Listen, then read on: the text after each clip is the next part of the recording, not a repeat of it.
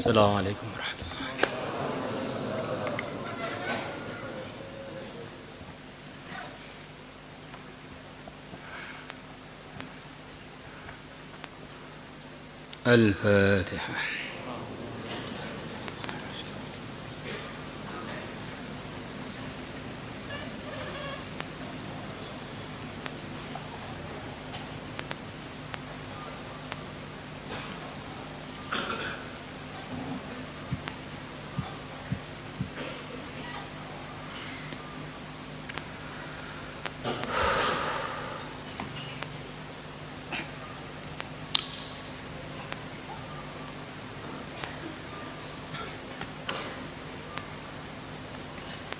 Ini pertemuan Ahad depan, insya Allah balik kepada sebelum Ramadan.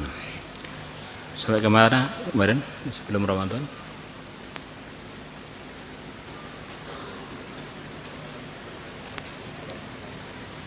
Tawabut taubah, pahalanya bertaubat.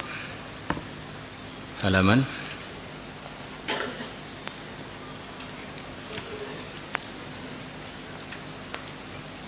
hadis 2013 ya.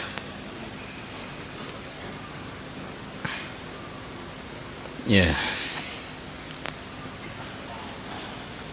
Benar ya? 2013. Bismillahirrahmanirrahim. Thawabu man shama yawma Asyura. Pahalanya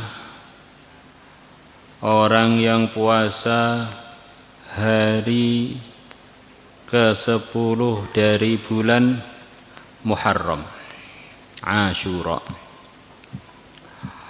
An Abi Qatadah radhiyallahu anhu anna Rasulullah, bahwasanya Rasulullah sallallahu alaihi wasallam su'ila an siyami yaumi Asyura,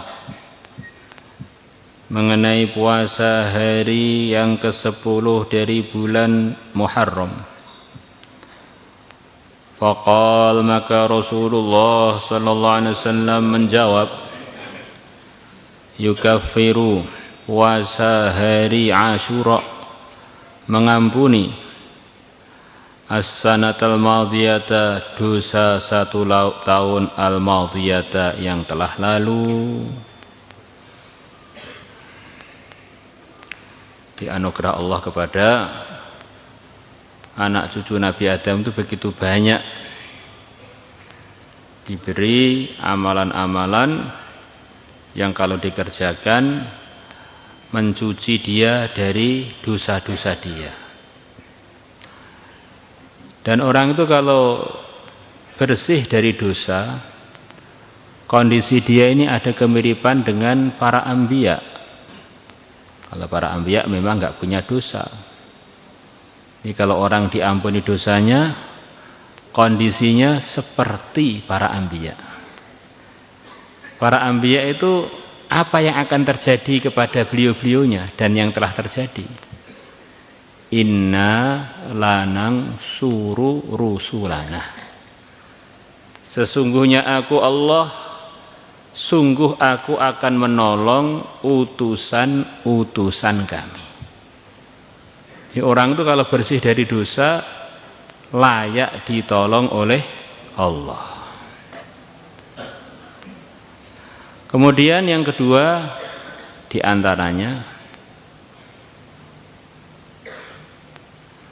orang itu kalau bersih dari dosa, kondisinya mirip seperti ahli surga, tapi masih tinggal di terangkil.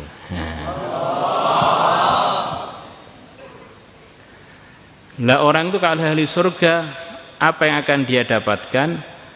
Apa yang dia pingini akan dituruti oleh Allah. Walakum fiha ma tashtahihil anfusu wa taladzul a'yun wa antum fiha khalidun. Jadi orang itu kalau di surga apa yang dipingini akan ditunaikan oleh Allah. Maka kita lihat di antara fadilahnya istighfar.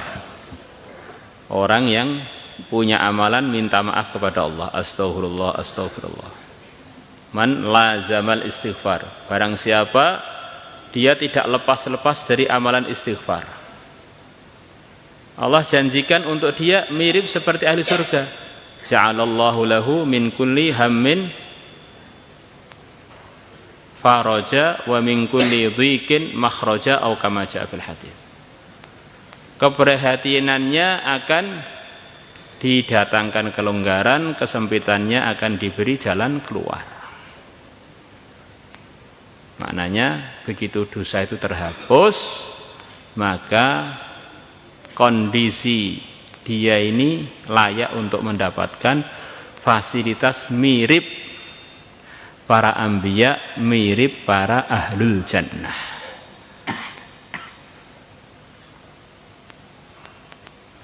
Maka orang itu mestinya tahu diri, saya ini nabi jelas bukan. Kalau ngaku nabi ya nabi palsu. Wali diragukan, wali murid belum laku.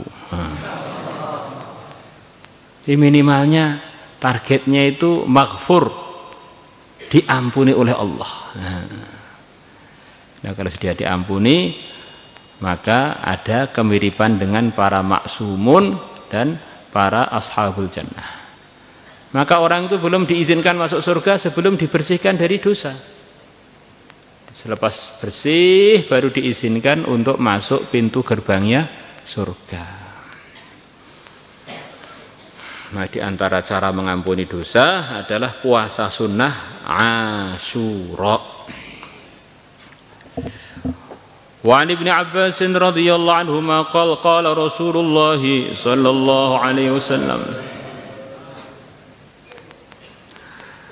laisal yaumin, tidak ada bagi suatu hari, fadlun, kelebihan, ala yaumin, atas hari yang lain, fis siyami, di dalam puasa, illa syahra ramadhana, kecuali bulan Ramadan, wa yauma asyura, dan hari 10 dari bulan Muharram. Ini gimana Pak? Maksudnya hadis ini bagaimana? Kok seperti hari yang punya kelebihan melebihi hari yang lain selain Ramadan hanya Yaum Asyura? Padahal sebelumnya ada hari-hari yang selain Asyura yang punya kelebihan melebihi hari-hari yang lain. Jawabannya bagaimana? Tidak ada bagi satu hari pun keutamaan ala yaumin, melebihi hari yang lain di dalam urusan puasa kecuali bulan Ramadan dan hari Asyura. Maksudnya bagaimana?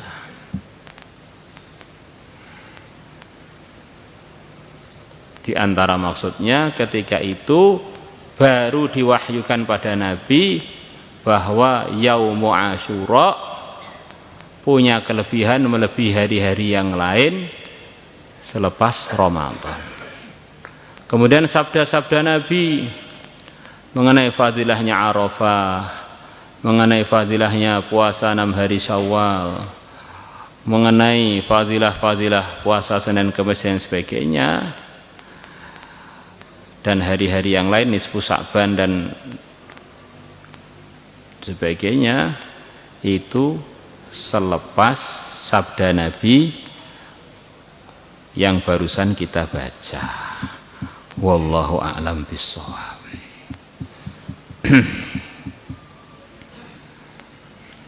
Di antara jawabannya begitu itu. Rawahu Tabarani, Imam Tabarani telah meriwayatkannya bi isnadin jayyidin, dengan sanad yang baik.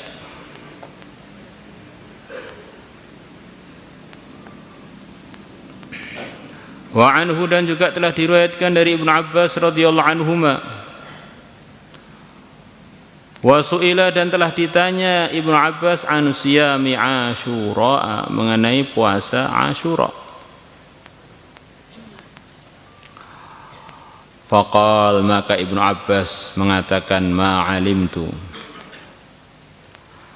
aku tidak mengetahui anna Rasulullah sallallahu alaihi wasallam shoma yawman yatlubu fadlahu 'alal ayyam illa hadzal yawma.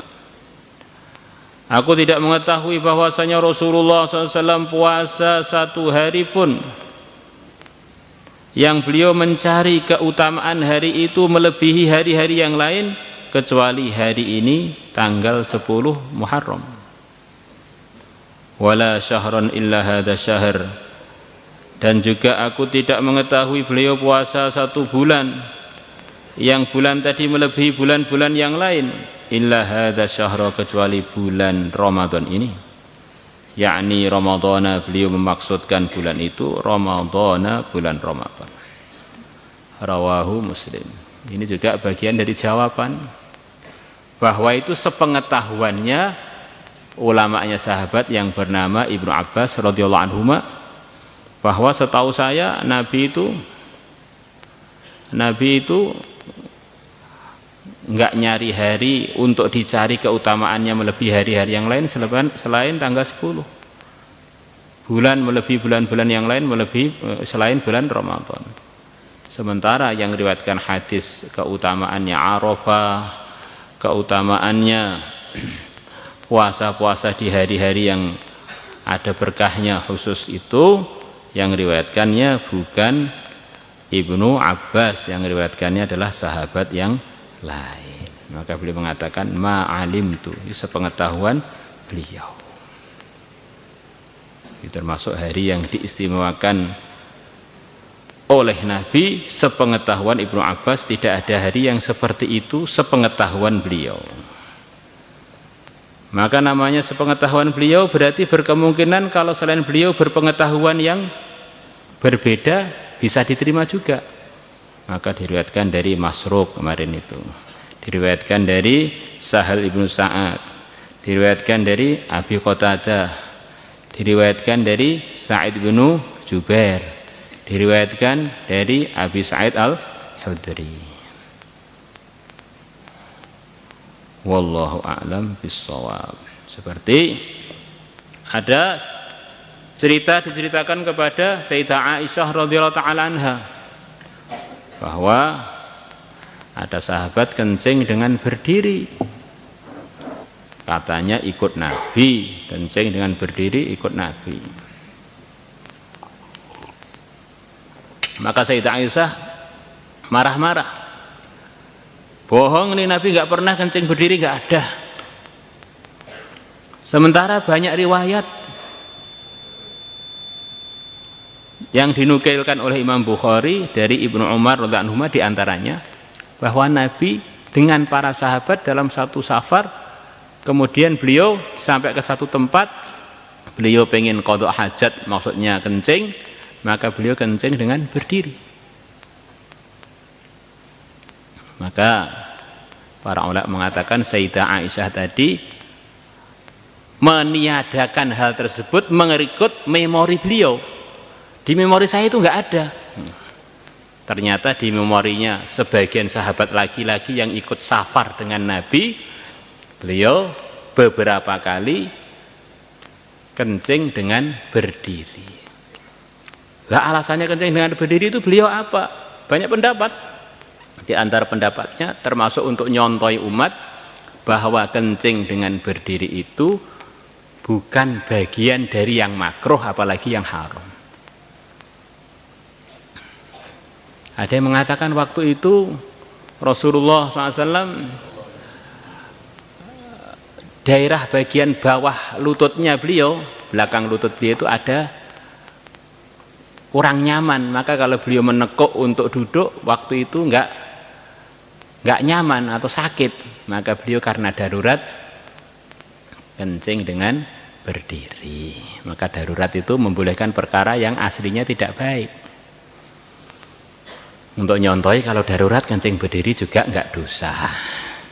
Wallahu alam. Yang jelas sebagaimana pelajaran kita dalam akidah, para anbiya apalagi Sayyidul Anbiya, yang haram tidak pernah mereka sentuh, bahkan yang makruh pun tidak pernah mereka sentuh.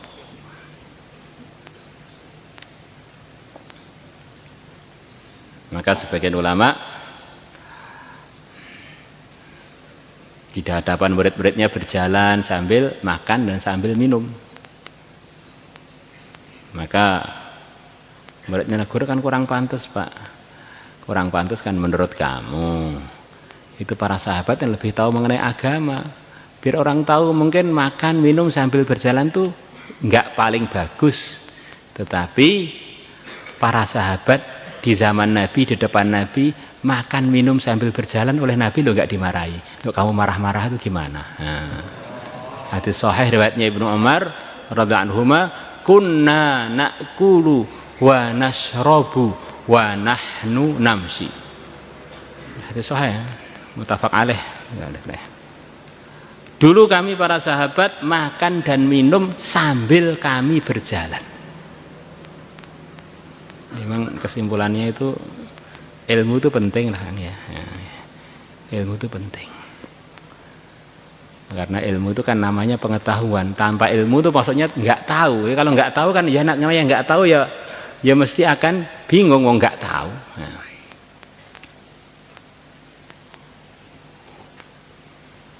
Seperti ada keluarga wali murid menjenguk ponakannya di sini selepas mondok beberapa bulan di sini. Begitu nemui keluarganya tadi, maka santri putri tadi pakai cadar. Maka keluarganya tadi bilang, loh kamu di rumah nggak pakai cadar, menemui keluarga sendiri kok pakai cadar, nih pondok kamu ini ngajarin sesat ini ya. Saya ini kan paman kamu. Paman kan mahram. Maka santri putri tadi ternyata ngaji beberapa bulan tuh nggak ngantuan, ya. Nggak seperti yang sebagian yang hadir di sini. Ya. Itu di Quran kan ada paman itu adalah mahram. Maka santri putri bilang, antum itu paman bahasa Indonesia. Kalau bahasa Arab antum itu suaminya bibi. Lah, yang kerabat saya kan bibi, antum ini orang yang tidak mahram dengan saya nikah dengan bibi saya. Itu namanya paman bahasa Indonesia. Kalau bahasa Arab bukan paman, itu namanya zauju al-kholah, suaminya bibi. Kalau bahasa Indonesia di Arabkan, Arab di Indonesia kan kadang-kadang bisa berbeda, artinya itu bisa berbeda.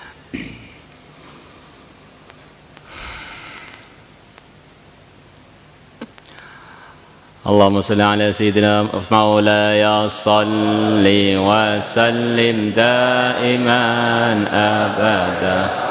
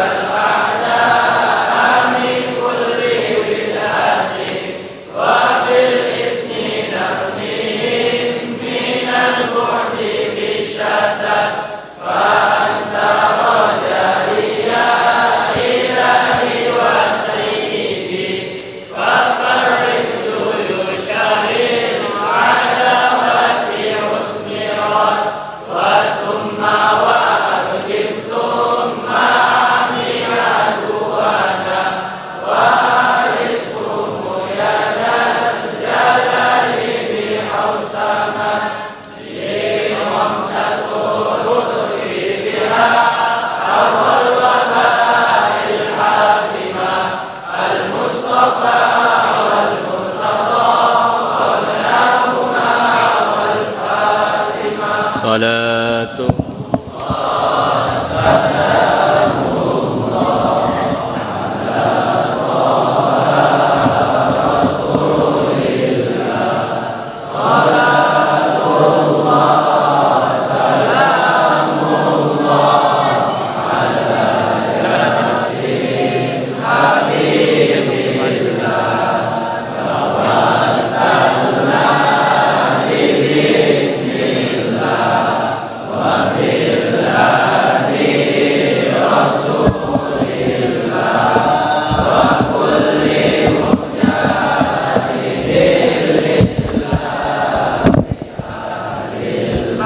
and